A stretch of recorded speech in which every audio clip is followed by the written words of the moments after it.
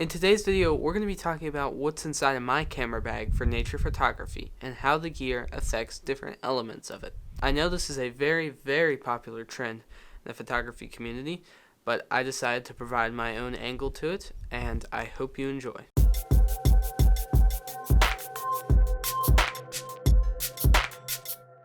So in today's video, we're going to be looking inside this camera bag. First of all, let's talk about the tripod.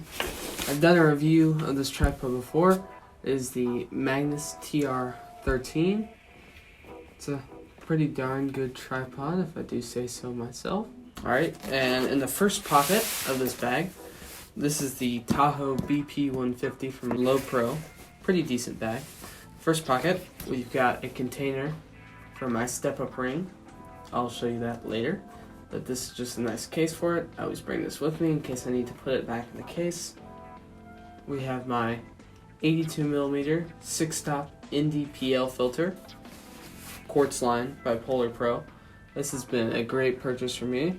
It's really allowed me to do some great long exposure stuff, and it's really kind of redefined my photography, in my opinion. So that goes in the front pocket for easy access. Also in the front pocket, we've got a lens cloth on hand, ready for wiping at any time. Alright, we're going into the next pocket. I don't keep a lot in here. This is my Allen key tool that came with my L bracket that you'll see later. Just allows me to unscrew it. It's very handy. I just clip it in my bag. Very convenient. Also in here, I have my SD card case.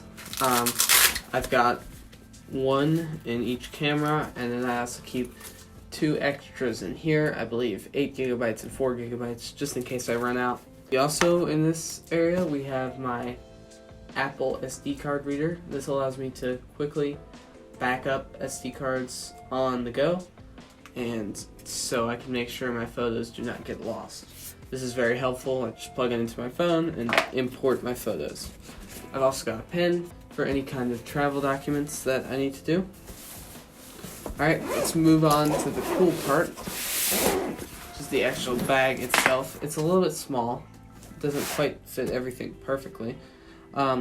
Let's start over here. This is the bag that my adapter actually came in, and I repurposed it as kind of a cap bag because I have a lot of caps. So I keep an extra cap for my 7200, and I'm not using my step-up ring.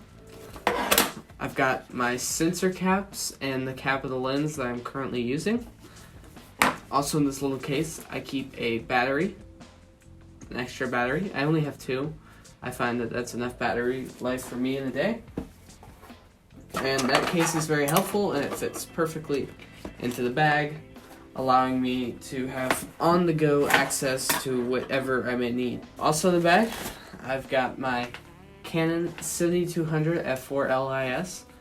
Absolutely great lens. I've got a Polar Pro step-up ring on there that allows me to use my 82mm filter, and I've also got an 82mm lens cap on there. This also came with a tripod collar because I bought it used, and I mounted a little plate on there so I can mount it to my tripod. Very convenient lens. I love it. Gotten some amazing shots with it. Now let's get to the main quick deploy setup here. The camera is the Canon EOS RP. A lot of people try to write it off as a bad camera, but it's actually a really, really amazing camera, and I've really taken some amazing shots with it. It's got a 26 megapixel sensor, decent dynamic range, great ergonomics. It's just a lovely camera. And on that camera, I actually have the extended grip on the bottom. I don't know if you can see that, but it's the red part. That really makes the camera feel more like a full frame. I also have an L bracket from 3-Legged Thing mounted on that. That's what my tool came with. This allows me to do a portrait and horizontal shooting when I'm doing my landscape photography. And then we have the EF to RF adapter. I can't really afford RF lenses because they're so expensive, so I use EF lenses. And mounted onto that adapter, I have the amazing Tamron 24-70 f2.8 image stabilized. This is a great lens, and this is the lens I usually use, so I pretty much leave it mounted onto my camera when it's in the camera bag. It zooms from 24 to 70. I usually lock it when I'm in the camera bag, and it's just an overall really great lens.